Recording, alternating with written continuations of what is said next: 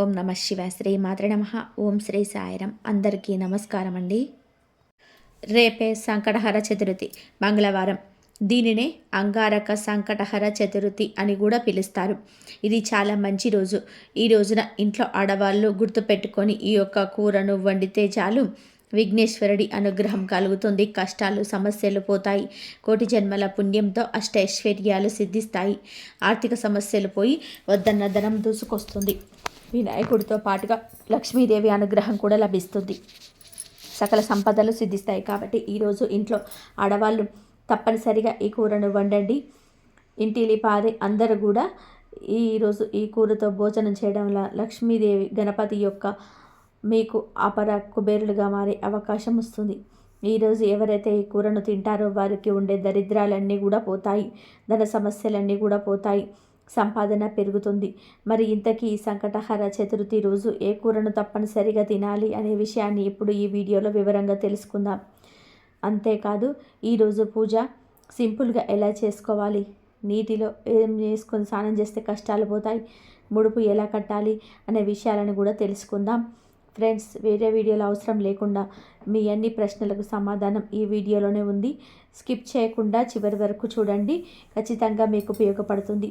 Like చేసి ఓం మహాగణపతియే నమః అని కామెంట్ చేయండి. ఈరోజు ఉదయాన్నే నిద్రలేచి ఇల్లు శుభ్రం చేసుకొని ఇంటి ముందు మంచి ముగ్గు వేసుకొని స్నానం చేసుకొని పసుపు లేదా ఎర్రటి రంగు వస్త్రాలను ధరించి చక్కగా విఘ్నేశ్వరుని పూజించాలి. స్వామి ముందు కొబ్బరి నూనెతో దీపాన్ని పెట్టండి. మీ దగ్గర ఉన్న పళ్ళెం నివేదన చేసి సింపుల్గా పూజ చేసుకుంటే చాలు. పూజ చేయలేని వారు జస్ట్ కొబ్బరి నూనె దీపం పెట్టుకున్న చాలు, ఆటంకాలు తొలగిపోతాయి. ఇలా ఈరోజు సింపుల్గా పూజ చేసుకుంటే మీకు ఉండే అన్ని ఆటంకాలు కష్టాలు పోతాయి. అష్టైశ్వర్యాలు సిద్ధిస్తాయి. చేయాలి అనుకునేవారు ఈరోజు వ్రతాన్ని కూడా చేసుకోవచ్చు. సంకటహర చతుర్థి రోజు పూజ చేసేవారు ఉదయం లేదా సాయంత్రం 6 నుండి 8 గంటల మధ్యలో చేయాలి. ఈ సమయంలో చేస్తే 100కు 100 రెట్లు అధిక ఫలితం వస్తుంది. అప్పుల సమస్యలో బాధపడేవారు ఈ సంకటహర చతుర్థి రోజున ఉదయం తలస్నానం చేసి రుణగ్రహీత గణేష స్తోత్రాన్ని చదవండి. ఈ స్తోత్రం చాలా శక్తివంతమైనది. ఈ శక్తివంతమైన స్తోత్రాన్ని చదివితే నెల రోజుల్లోనే మీకు మంచి మార్పు కనిపిస్తుంది. అప్పులు తిరిగే మార్గాలు తెరుస్తాయి. అలాగే ఈరోజు తులసి చెట్టును పూజించిన వారికి కోటి జన్మల పుణ్య ఫలితం లభిస్తుంది. ఈరోజు ఉదయం సూర్యోదయ సమయంలో కానీ లేదా సాయంత్రం సూర్యాస్తమయ సమయంలో కానీ తులసి కోట ముందు నెయ్యి దీపం వెలిగించి తులసి చెట్టు 3 ప్రదక్షిణాలు చేసి తులసి ప్రాంతానికి నమస్కారం చేస్తే మీ మనసులో ఏది కోరుకున్నా సరే అది ఖచ్చితంగా నెరవేరుతుంది. లక్ష్మీదేవి అనుగ్రహంతో మీ ఇల్లంతా కూడా ఐశ్వర్యంతో నిండిపోతుంది. మీ ఇంటికి ఉన్న దరిద్రం మొత్తం కూడా తొలగిపోయి మీకు ఇంట్లోకి ధనలక్ష్మీదేవి అడుగు పెట్టాలంటే ఒక నిమ్మకాయను తీసుకొని దానికి కుంకుమ బొట్లు పెట్టి దానిపైన గణపతి ముందు పూజలో పెట్టి నమస్కారం చేసుకోండి. తర్వాత ఈ నిమ్మకాయను ఒక వస్త్రంలో కట్టి మీ ఇంటి గుమ్మంలో వేలాడదీయండి. ఇలా చేస్తే మీ ఇంట్లో ఉన్న దరిద్ర దేవత బయటకు వెళ్ళిపోయి మీ ఇంట్లోకి ధనలక్ష్మీదేవి అడుగు పెడుతుంది. ఈ సంకటహర చతుర్థి రోజు ఇంట్లో గొడవలు పడకూడదు. సంకటహర చతుర్థి రోజు ఇంట్లో ప్రశాంతమైన వాతావరణం ఉండాలి. భార్యాభర్తలు కానీ, అత్త కోడళ్ళు కానీ, అన్నదమ్ములు కానీ ఎవరు కూడా గొడవ పడకూడదు. వాదనలకు దిగకూడదు. ఇంట్లో ఎక్కడైతే అశాంతి ఉంటుందో అక్కడ అలక్ష్మి తాండవిస్తుంది. లక్ష్మీదేవి అలాంటి ఇంట్లోకి కన్నెత్తి కూడా చూడదు. కాబట్టి ఈరోజు ఎవరు కోపం వచ్చినా దానిని అదుపులో ఉంచుకొని మౌనంగా ఉండడం ఉత్తమం. అలాగే సంకటహర చతుర్థి రోజు సాయంత్రం సమయంలో ఎవరికి అప్పు ఇవ్వకూడదు. సూర్యాస్తమయం సమయంలో నిద్రపోకూడదు. సాయంత్రం వేళ దీపం పెట్టే సమయంలో నిద్రపోవడం వలన ఇంట్లోకి దరిద్రం ప్రవేశిస్తుంది. అంతేకాదు ఈరోజు జుట్టు కత్తిరించడము, గోర్లు కత్తిరించుకోవడం వంటి పనులు పొరపాటున కూడా చేయకూడదు. సంకటహర చతుర్థి రోజు ఇంట్లో ఎవరు ఏడవకూడదు. ఇంకా ఈ సంకటహర చతుర్థి రోజు స్నానం చేసే నీటిలో గరికెను కానీ, 5 నేరేడు ఆకులను కానీ, 5 వేపాకులను కానీ ఈ 3 ఏదో ఒకటి వేసుకొని స్నానం చేస్తే చాలు. విఘ్నేశ్వరుడి అనుగ్రహంతో సకల శుభాలు కలుగుతాయి. ఇలా స్నానం చేయటం వలన 1 నిమిషంలో కష్టాలు, బాధలు, సమస్యలు పోతాయి. గణపతి అనుగ్రహంతో కుబేరుడుగా మారిపోతారు. ఈరోజు ఇలా స్నానం చేస్తే జన్మల పాపాలు, దరిద్రం ఆ నీటి ద్వారా పోతాయి. కోటి జన్మల పుణ్యం వస్తుంది. ప్రతి నెల పౌర్ణమి వెళ్ళిన 3-4 రోజుల్లో సంకటహర చతుర్థి వస్తుంది. ఈ సంకటహర చతుర్థి అంటే గణపతికి ఎంతో ఇష్టం. ఈరోజు గణపతిని ఆరాధించటం వలన సంకటాలన్నీ కూడా పోతాయి. ఆటంకాలు పోతాయి, కష్టాలు పోతాయి. ఈ సంకటహర చతుర్థి అన్న పేరులోనే ఉంది సంకటాలను హరించే చతుర్థి అని. కనుక ఈరోజు భక్తిగా గణపతిని పూజిస్తే ఎలాంటి కష్టాలైనా సరే తొలగిపోతాయి. బ్రహ్మదేవుడికి మొదట సృష్టి చేసేటప్పుడు అనేక ఆటంకాలు ఏర్పడ్డాయి. అసలు సృష్టి ఎలా చేయాలో కూడా బ్రహ్మకు తెలియలేదు. దాంతో బ్రహ్మ ముక్కు పెట్టాల్సిన చోట చెవి పెట్టాల్సిన ముక్కు పెట్టేవాడు. బ్రహ్మ సృష్టి ప్రారంభించిన 1000 సంవత్సరాల వరకు సృష్టిలో ఆటంకాలు ఎదురయ్యాయి. అప్పుడు బ్రహ్మ తపస్సు చేశాడు. అలా 1000 సంవత్సరాలు బ్రహ్మ తపస్సు చేయగా ఒక్కసారిగా వక్రతుండ గణపతి ఒక కృష్ణ పక్ష చతుర్దశి రోజు కనిపించాడు. ఆ గణపతే బ్రహ్మ సృష్టిలో ఏర్పడిన వక్రాలను తొలగించాడు. అందుకే ఆయనకు వక్రతుండ గణపతి అని పేరు వచ్చింది. గణపతి ఆది నుండి ఉన్న దేవుడు. బ్రహ్మదేవుడంతటి వాడి ఆటంకాలని తొలగించిన గణపతికి మన ఇబ్బందులు ఒక లెక్క కాదు. కనుక సంకటహర చతుర్థి రోజు ఆటంకాలున్నాయి, కష్టాలున్నాయి అని బాధపడేవారు ఇంట్లో గణపతిని పూజించుకుంటే ఆ కష్టాలన్నీ కూడా పోతాయి. ఇంట్లో పూజ చేయడం కుదరని వారు గణపతి ఆలయానికి వెళ్ళినా కూడా మంచి శుభ ఫలితాలు. ఈ రోజున ఉపవాసం ఉండి వినాయకుడిని పూజ చేస్తారు. రోజంతా ఉపవాసం ఉండి రాత్రిపూట చంద్రుణ్ణి పూజించి నైవేద్యాలను సమర్పిస్తారు. దీంతో ఈ ఉపవాసం పూర్తవుతుంది. ఈ ఉపవాసంలోని చంద్రుడి ఆరాధన ముఖ్యం. అది లేకుండా ఉపవాసం పూర్తి కాదు. వినాయకుడు అంటే పరిపూర్ణతకు ప్రత్యక్ష స్వరూపంగా చెప్పబడినది. వినాయకుడు తమ భక్తుల జీవితాలలో అవాంతరాలు తొలగించడమే కాకుండా సరైన మార్గంలో పయనించడం, మార్గాన్ని నిర్దేశం చేయగలిగేవారని ప్రగాఢ విశ్వాసం. వినాయకుని 2 భార్యలు సిద్ధి, బుద్ధి ఉన్నారు. బుద్ధిని ప్రీతిగా కూడా కొందరు పిలుస్తూ ఉంటారు. ఇక్కడ బుద్ధి శ్రేయస్సును చూపిస్తే సిద్ధి విజయాన్ని చూపిస్తుంది.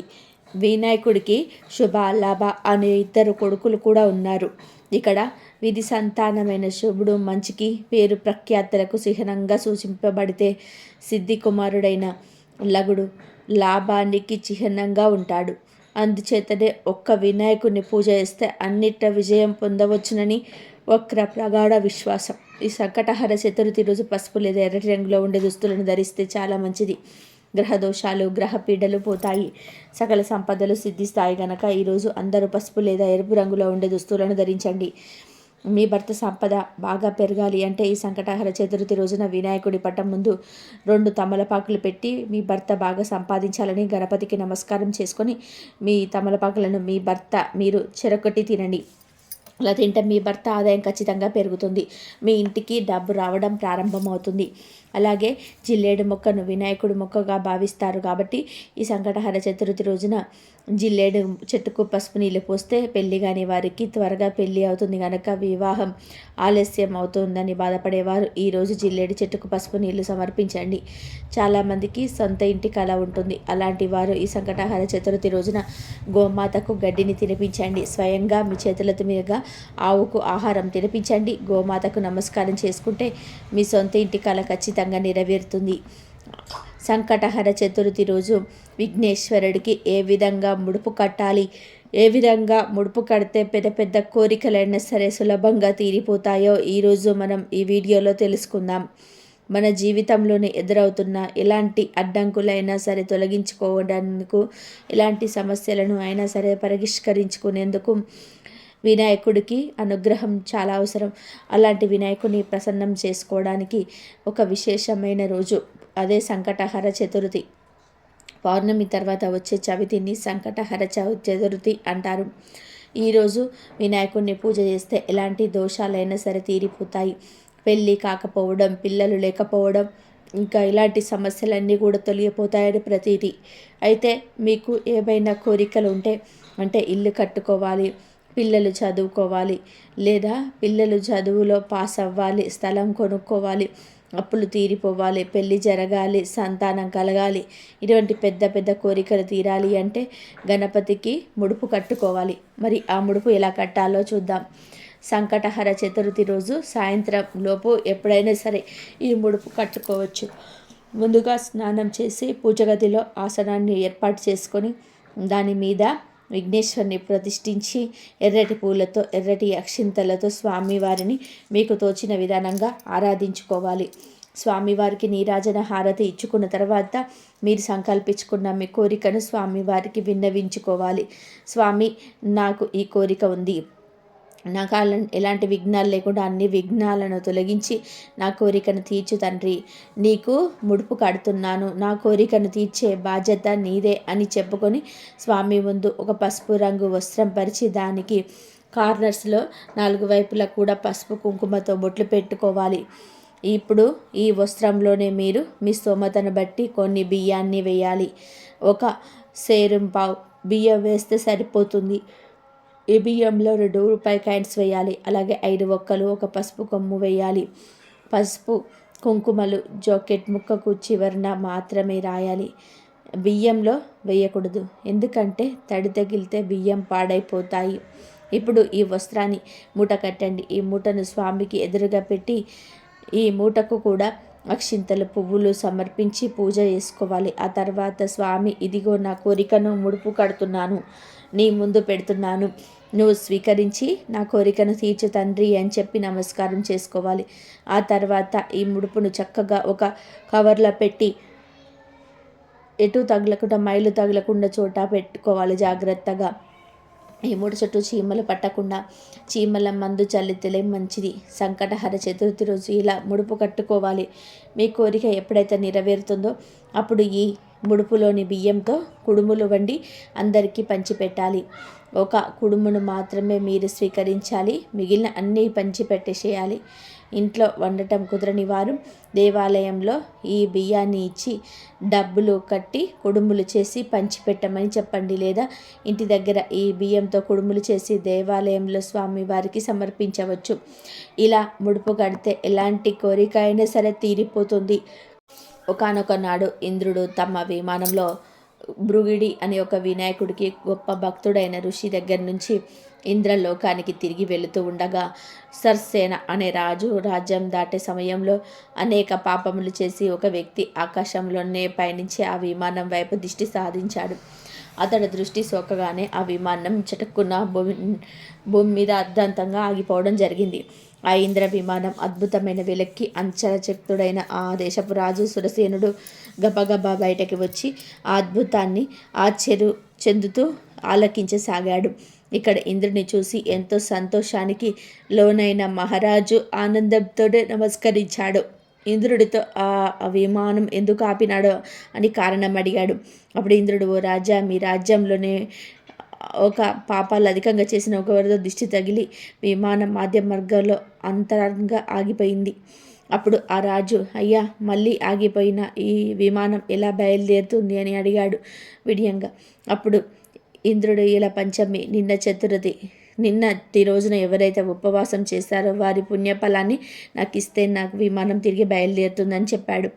సైనికులకు అందరుగా కలిసి రాజ్యమంతా కూడా తిరిగారు, అన్వేషిస్తూ ఒక్కరైనా సరే నిన్నటి రోజు ఉపవాసం చేసిన వారు కనబడతారా అని. తాను దురదృష్టవశాత్తు అలా ఎవరు నిన్నటి రోజున ఉపవాసం చేసిన వారు దొరకలేదు. అదే సమయంలో కొందరు సైనికుల దృష్టిలో ఒక గణేష దూత వచ్చి మరణించిన స్త్రీ మృతదేహాన్ని తీసుకెళ్లడం కనబడింది. సైనికుల వెంటనే ఎంతో పాపాత్మురలైన ఈ స్త్రీని ఎందుకు గణేష లోకానికి తీసుకెళ్తున్నారని ప్రశ్నించారు. దానికి గణేష దూత, నిన్నంతా కూడా ఈ స్త్రీ ఉపవాసం ఉంది, తెలియకుండానే ఏమీ తినలేదు, చంద్రోదయమైన తర్వాత లేచి కొంత తిన్నది, రాత్రంతా కూడా నిద్రించి సూర్యోదయం సమయాన్ని నిద్రలేచి కొంత తినడం వల్ల ఆమెకు తెలియకుండానే సంకష్టహర చతుర్థి వ్రతం చేసింది, ఈరోజు మరణించింది అని చెప్పాడు. అంతేకాక ఎవరైనా తమ జీవితాలలో ఒక్కసారైనా సరే ఈ వ్రతం చేస్తే వారు గణేష లోకానికి కానీ స్వనంద లోకానికి కానీ చేరుకోవడం మరణం అనంతరం తథ్యం అని చెప్పాడు. గణేశని దూతను అప్పుడు స్వయంగునికులు ఎంతో బ్రతిమిలాడారు. ఆ స్త్రీ మృతదేహాన్ని తమకు ఇవ్వమని, అలా చేస్తే విమానం తిరిగి బయలుదేరుతుందని ఎంతో చెప్పారు. ఆమె పుణ్యఫలాన్ని వారికి ఇవ్వడానికి గణేశుని దూత అంగీకరించలేదు. ఆమె దేహం మించి వీచిన గాలి ఆ విమానం ఆగిపోయిన చోట చేరి స్ఫోటనం కలిగించింది. మృతదేహం పుణ్యఫలం పొందినది కావడం వలన ఆ దేహాన్ని తాకిన గాలి సైతం పుణ్యం పొందింది. దాని వలన ఇంద్రుడి విమానం బయలుదేరింది. ఈ కథ సంకష్టహర చవితి ప్రాముఖ్యత, ఆధ్యాత్మిక విలువలతో పాటు సంకష్ట చవితి ఉపవాసం మొదలైన విషయం తెలుపుతున్నది. వినాయకుడిని భక్తులందరి దృష్టిలోని ఈ వ్రతం చేయటం వలన చాలా పుణ్యం పొందుతారని భావన. ఈ వ్రతం మహత్యం వలన ఈ వ్రతం ఆచరించిన వారు ఎవరైనా గణేశుని లోకానికి లేదా సనంద లోకానికి చేరుతారని, అక్కడ భగవంతుడి ఆశీస్సుల వలన ఎంతో ఆనందాన్ని పొందుతారని అంటారు. గణపతికి ఎంతో ఇష్టమైన సంకష్టహర చతుర్థి రోజున కొన్ని కూరలను ఇంట్లో వండుకుంటే కోటి జన్మల పుణ్యం వస్తుంది. ఈరోజు ఈ కూరలను తినడం వలన మీకు విపరీతమైన పుణ్య ఫలితం అనేది కలుగుతుంది. అష్టైశ్వర్యాలు సిద్ధిస్తాయి. ఈ రోజున గణపతికి ఎంతో ఇష్టమైనటువంటి బీరకాయ కూరను వండిన తిన్న దరిద్ర బాధలన్నీ కూడా తొలగిపోతాయి. ధనం అనేది విపరీతంగా దూసుకొస్తుంది. కాబట్టి బీరకాయను కూర రూపంలో కానీ, లేదా పచ్చడి రూపంలో కానీ, లేదా ఫ్రై రూపంలో కానీ తప్పనిసరిగా వండుకునే ప్రయత్నం చేయండి. ఇలా సంకటహర చతుర్థి రోజు బీరకాయను వండుకొని తినడం వల్ల మీకు ధనలాభం కలుగుతుంది. సమస్యలన్నీ పూర్తిగా తొలగిపోతాయి. దరిద్రం అనేది కూడా ఆమెడ దూరం పారిపోతుంది. కాబట్టి తప్పనిసరిగా బీరకాయను వండుకోండి. ఇక తర్వాత నల్లేరు కాడ అనే ఉంటుంది. ఈ నల్లేరు కాడ మనకు మార్కెట్లో దొరుకుతుంది. పల్లెటూర్లలో ఉండేవారికి దీని గురించి బాగా తెలుసు. ఈ నల్లేరు కాడ అంటే గణపతికి చాలా ఇష్టం. కాబట్టి ఈ సంకటహర చతుర్థి రోజున మీరు ఈ నల్లేరు కాయతో పచ్చడి చేసుకొని తినడం వలన విపరీతమైనటువంటి ధనలాభం కలుగుతుంది. జాతక దోషాలన్నీ కూడా తొలగిపోతాయి. అదృష్టం అనేది పడుతుంది. కోటి జన్మల పుణ్యం అనేది కలుగుతుంది. ఈ నల్లేరు కాడ చూడడానికి ఇక్కడ చూపిస్తున్నట్టు అంటే నల్లేరుకాయ ఇక్కడ ఈ విరివిరిగా దొరుకుతుంది. కానీ నల్లేరు కాడను తీసుకొని చక్కగా పచ్చడి చేసుకొని ఇంట్లో పిల్లలు పెద్దలు అందరూ కూడా ఆయుష్ పెరుగుతుంది. అందరు కూడా అష్టైశ్వర్యాలు కూడా సిద్ధిస్తాయి. ఈ నల్లేరు కాడ పచ్చడి కూడా చాలా రుచిగా ఉంటుంది. కాబట్టి నల్లేరు కాడను చక్కగా సేకరించి తెచ్చుకొని ఈ సంకటహర చతుర్థి రోజున వండుకొని తినడం వలన గణపతి యొక్క సంపూర్ణ అనుగ్రహంతో మీరు కోటీశ్వరులుగా మారే అవకాశం అనేది ఉంటుంది. మీకు ఉన్నటువంటి జాతక దోషాలు పాపాలు అన్నీ కూడా తొలగిపోతాయి. ఇక సంకటహర చతుర్థి రోజు వండుకోవలసినటువంటి ఇంకొక కూర ఏమిటి అంటే బఠానీ కూర. అవును, బఠానీ ఉంటాయి కదా, ఆ బఠానీలో కూరను కూడా ఈరోజు తినడం వలన చక్కటి అదృష్టం వరిస్తుంది. అంటే బఠానీతో కూర వండుతారు. అలాగే కూరలో కలుపుడికి వాడుతూ ఉంటారు కదా. అయితే బంగాళదుంప బఠానీ, బీరకాయ బఠానీ, వంకాయ బఠానీ ఇలా ఏదో ఒక రూపంలోని ఈరోజు పచ్చి బఠానీలను తింటే విఘ్నేశ్వరుడి యొక్క అనుగ్రహం అనేది సంపూర్ణంగా కలుగుతుంది. గ్రహ దోషాలు, ఆర్థిక సమస్యలు, అప్పుల బాధలు అన్నిటి నుంచి కూడా బయటపడతారు. సకల సంపదలు సిద్ధిస్తాయి. కాబట్టి చక్కగా రేపు ఇంట్లో ఈ 3 కూరల్లో ఏదో ఒకటి వండుకునే ప్రయత్నం చేయండి. ఈ 3 కూరల్లో నుండి ఏ కూర వండుకున్నా మీ కష్టాలు పోయి, ఆర్థిక సమస్యలు పోయి, అష్టైశ్వర్యాలు సిద్ధిస్తాయి. కాబట్టి ఇంట్లో ఆడవాళ్ళందరూ కూడా తప్పనిసరిగా ఈరోజు ఈ కూరలను వండుకోండి, తినండి. పిల్లలకు కూడా పెట్టండి, ముఖ్యంగా మగవాళ్ళకు పెట్టండి. ఇలా తినడం వలన ఇంటి పరమైనటువంటి దోషాలన్నీ కూడా తొలగిపోతాయి. కానీ ఈ సంకటహర చతుర్థి రోజు నాన్ వెజ్ను పొరపాటున కూడా వండడం కానీ తినడం కానీ చేయకూడదు. నాన్ వెజ్ అంటే కోడిగుడ్డు, చికెన్, మటన్, ఫిష్, చేపలు, రొయ్యలు ఇలాంటివి ఏవి కూడా ఉండకూడదు, తినకూడదు. గుడ్డును చాలామంది నాన్ వెజ్ కాదనుకొని తినేస్తూ ఉంటారు. కానీ గుడ్డు కూడా నీచే. ఈ సంకటహర చతుర్థి రోజు గుడ్డు కూడా తినకూడదు. కనుక ఈరోజు ఇంట్లో మాంసాహారం వండవద్దు, తినవద్దు. ఇంట్లో అనే కాదు, మీరు బయట కూడా నాన్ వెజ్ తినకూడదు. అంటే రెస్టారెంట్స్లో, బజార్లలో, నూడిల్స్ పళ్ళ దగ్గర, బిర్యానీ షాపుల దగ్గర, బజ్జీ పళ్ళ దగ్గర ఎక్కడ కూడా నాన్ వెజ్ తినకూడదు. కేవలం కూరల రూపంలో కాదు, ఏ రూపంలో కూడా నాన్ వెజ్ను తినవద్దు.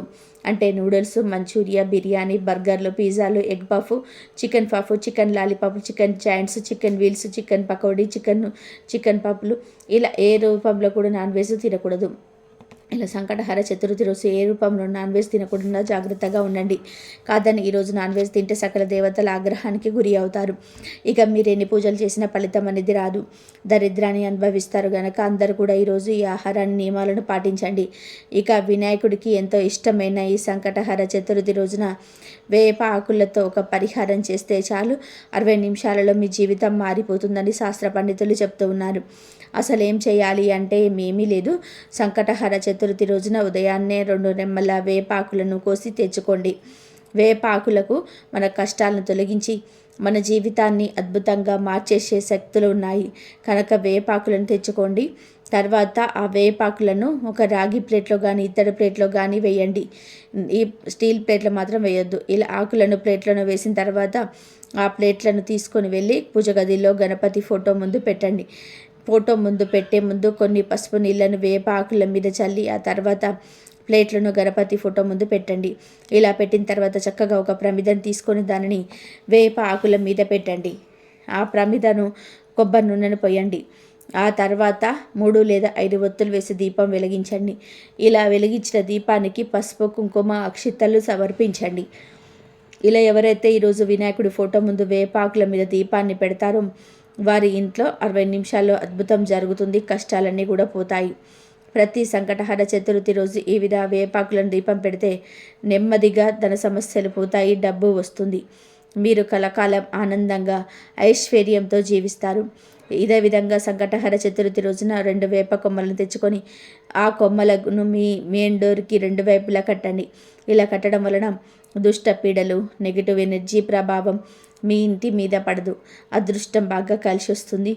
సంకటహర చతుర్థి రోజు వేపాకుల మీద దీపం వెలిగించారు. ఆ ఆకులను మరునాడు పూజ గది నుంచి తొలగించి ఏదైనా వేప చెట్టు మొదట్లో పడేయాల్సి ఉంటుంది. సంకటహర చతుర్థి రోజు ఈ వేపాకులతో ఈ 2 పనులు చేస్తే ఖచ్చితమైన శుభ ఫలితాలు కలుగుతాయి. కనుక మీరు కూడా సంకటహర చతుర్థి రోజున వేపాకులతో ఈ పరిహారం చేసి శుభ ఫలితాలను పొందండి. ఈ వీడియో కనుక మీకు నచ్చినట్లయితే ప్లీజ్ లైక్ చేయండి, షేర్ చేయండి, సబ్స్క్రైబ్ చేయండి. మరొక మంచి వీడియోతో మళ్ళీ కలుద్దాం. ఇంతవరకు చూసినందుకు ధన్యవాదాలు. జై శ్రీరామ్, జై గణేష. మీకు ఇష్టమైన దైవాన్ని కామెంట్ సెక్షన్లో కామెంట్ చేయండి.